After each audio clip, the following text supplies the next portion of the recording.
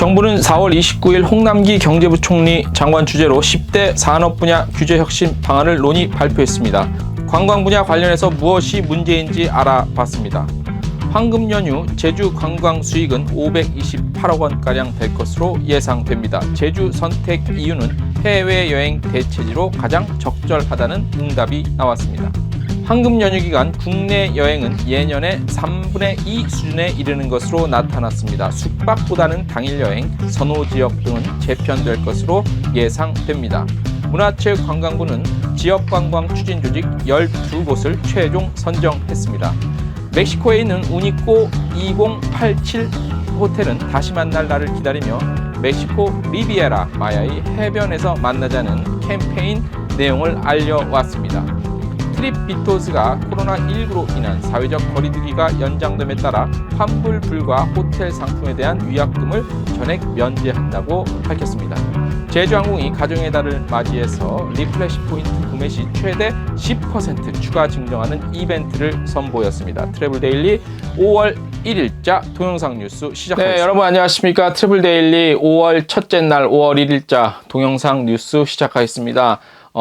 그 계절의 여왕이죠. 5월입니다. 지난 4월 악몽 같던 3, 4월 잊어버리고 5월 좀 더 희망찬 소식들만 들려오길 바라겠습니다.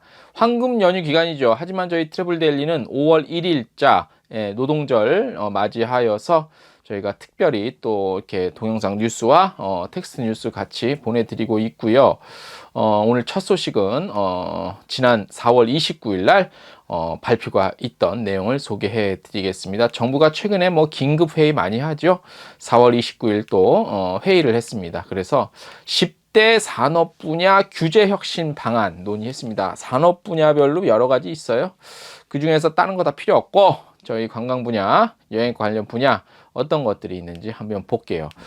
일반 여행업 등록 기준 완화, 그리고 내국인 대상 도심 지역 숙박 제공 허용, 그 다음에 호텔업 분류 체계 개편, 그리고 등록 기준 재정비, 관광단지 사업계획 변경, 절차 간소화 등이 주요 내용이자 골자입니다. 자, 지난 2월에 정세균 국무총리 주재하에 이게 한번 회의가 열렸어요. 거기서 나온 얘기예요. 일반 여행업 등록 기준을 이제 기존에 1억 5천만 원에서 이제 얼마죠? 5천만 원만 있으면 된다고 하는 건데, 자, 이게 이제 여행업 진입 장벽 낮춘다는 의도지요. 그래서 이번 발표 또 보면 좀 이상한 게 있어요. 초기 자본금 부족으로 인해서 여행업 등록이 어려웠던 스타트업 등의 시장 진입 활성화를 위한 조치라고 밝혔는데, 자, 이게 이제 뭐라 그럴까요? 일자 여행업, 그러니까 여행업이라 하면 그러니까 관광업을 여행사, 호텔, 이런 것들 다 포함시키고, 그러면 여행업은 무엇이냐? 사실 용어는 똑같은데, 좋아요. 그러면 좀 범위를 축소해서 여행사 정도로 우리가 한번 봤을 때, 이거는 조금 진입장벽 낮추는 것도 중요하지만, 우리가 이제 속된 말로 그렇죠. 뭐나 다 이렇게 한다고. 이런 소지가 있을까봐 사실 좀 문제가 있긴 해요. 자, 그 전에 요 내용을 다시 한번 좀 살펴볼게요. 추가되긴 내용. 내국인 대상 도심 지역 숙박 제공 허용은 이제 기존 도심 지역 내 내국인 대상 민박 제공 불가능했는데, 이제 안전사항 그리고 의무사항 준수하면 국내에서도 내국인 대상으로 숙박 허용한다는 거예요. 그러니까 에어비앤비 같은 거 있죠. 민간인들이 이렇게 방이나 집 내갖고 일반 고객들 받는 것들인데, 자, 이번 조치에 대해서 우리 여행사들 중심으로는 이제 여행업은 스타트업이냐 이게 꼭 나쁘다는 건 아닌데, 이런 인식에 기반한 방안이라고 지적을 하고 나섰습니다. 여행업 진입 장벽 완화보다는 일자리 창출에만 치우친 여행업의 본질을 파악하지 못한 조치라는 입장이고요. 이는 최근에 숙박업 관련 플랫폼 기반 스타트업의 경우 창업 초기 일반 여행업으로 등록하는 업체는 매우 드물다는 점에서 앞뒤가 안 맞는 개선안이라는 비판이 일고 있습니다. 자, 다시 한번 저희가 정리를 해드리면, 자, 볼게요. 자, 스타트업이 뭐 모르겠어요. 스타트업의 기준이 무엇인지. 뭐 일반 뭐 솔직한 말로 예전에 벤처기업이 최근에는 스타트업으로 불리죠. 자, 그럼 뭐야? 스타트업이 뭐야? 그러면 우리가 한번 볼게요. 그럼 뭐 예를 들어서 이미 뭐 크게 자리 잡은 뭐 야놀자 같은 그런데도 기존의 플랫폼 기반으로 한 그게 뭐 여행사는 사실 아니었잖아요. 그래서 그 당시에 뭐 일반 여행업이니 뭐 이런 걸로 등록을 하지 않았을 거란 말이죠. 자, 그리고 이제 이미 모든 그런 것들이 활성화됐어요. 자, 그러면 이제 최근에 나올 거는 사실 별로 없어요. 플랫폼 기반하는 걸로 숙박시설 연결해주고 뭐 이런 거가 이제 그 한계점은 아직까지 나온 게 없기 때문에 새로운 업종이. 자, 그러면 이 뭐 스타트업을 위해서 일반 여행업 진입 장벽을 완화한다. 5천만 원 있으면 창업하게 해준다라는 게 그럼 과연 일반 여행업이란 뭐 무엇이냐? 여행업, 그러니까 여행사가 하는 업무, 그게 뭐 국내 여행이 됐던 해외 여행이 됐던 해외 여행객들을 해외인들을 그러니까 그 인바운드죠. 외래객들을 유치하는 이런 것들인데 이게 스타트업이랑 무슨 상관이 있으며 그리고 좋아요. 스타트업으로 어떤 뭐 새로운 아이디어로 창업을 한다고 쳐요. 그러면 그때 어차피 플랫폼 기반이고 글쎄요. 뭐 일반 여행 업종을 추가할 수는 있겠죠. 그때 기존에 1억 냈는데 5천만 원은 내라. 이런 정도 수준이지 이게 스타트업을 위해서 일반 여행업의 진입 장벽을 낮춘다? 이거는 조금 어폐가 있는 앞뒤가 안 맞는 내용이죠. 일종의 갖다 붙이기, 용어 갖다 붙이기 정도에 해당하지 않는 것이냐라고 평가될 수밖에 없어요.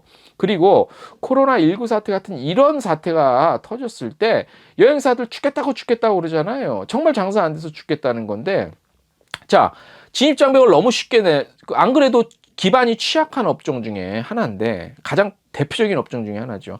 이런 위기 상황 때 그러면은 도와줘야 될 대상만 더 늘어나는 그런 나중에 물론 이런 위기 상황 같은 게 없어야 되겠지만 이런 상황에서는 이렇게 도와줘야 되는 업체만 더 늘어나는 양산시키는 그런 나쁘게 예측하자면 부정적으로 예측하자면 뭐 그런 결과로 가져올 수 있어요. 물론 경제 활성화 그리고 일자리 창출 뭐 위에서는 전혀 불필요하다라고 할 수는 없겠지만 그래도 최소한의 어떤 기본적인 그 진입 장벽은 갖춰야 되지 않겠느냐라는 게 우리 여행업의 어떤 중론이라고 제가 대신해서 좀 전달을 해 드립니다.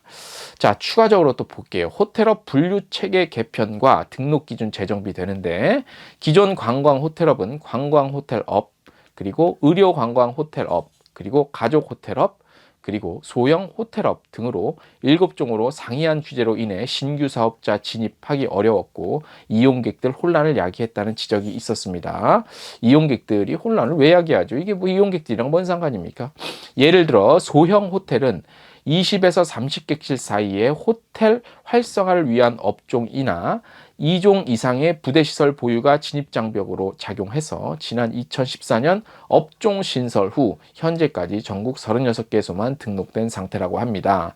이에 관광호텔업 분류체계 전반을 개편하고 각 분류체계별 등록 기준을 재정비해서 산업 활성화를 도모한다는 계획입니다. 자, 개선안으로 7종, 그러니까 7종인 호텔 업종류를 변경을 해서 호텔 관광 패션 객실 및 부대시설 기준 완화, 사업 계획 승인 기준 완화 등을 한다는 게 주요 내용입니다.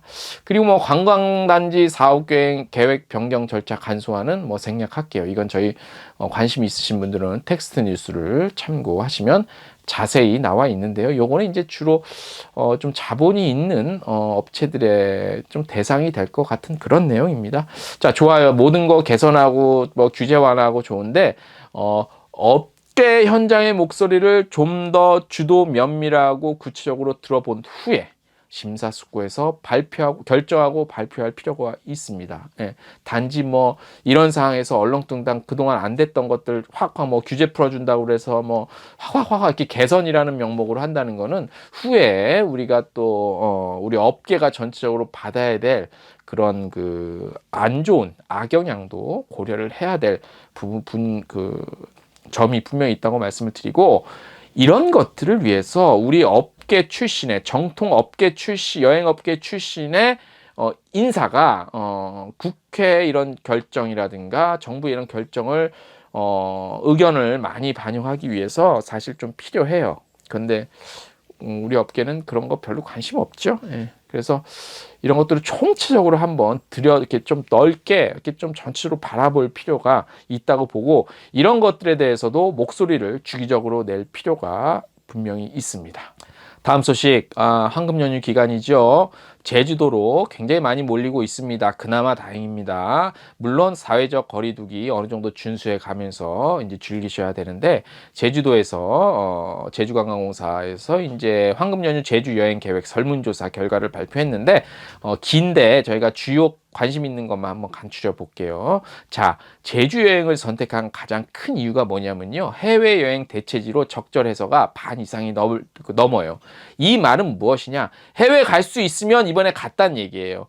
이 말은 또 무엇이냐? 코로나 사태가 어느 정도 종식이 되고 국제선 항공 노선이 정상화되면 이 잠재되어 있는 여행 수요는 한 번에 폭발할 수 있다는 기대감을 가질 수 있는 그런 내용이라고 볼 수 있어요. 그래서 우리 아웃바운드 업체 그리고 항공사에서도 조금 기대감을 가져볼 만한 국내의 대한민국 국민의 여행 심리가 어떻게 반영되고 있냐라는 것들을 유추해 볼 수 있는 그런 내용입니다. 자, 체류기간 평균 한 3.8일 정도 되고, 1인당 지출 비용은 항공비 빼고 한 35만 원 정도 되고, 연휴 기간 동안에 한 17만 9천여 명 관광객이 제주를 찾을 거라고 본대요. 이렇게 가정했을 때 약 한 628억 원이 제주에서 소비될 것으로 예상을 했습니다. 자, 주요 교통수단으로는 뭐죠? 분명 이건 뭐 다 알죠.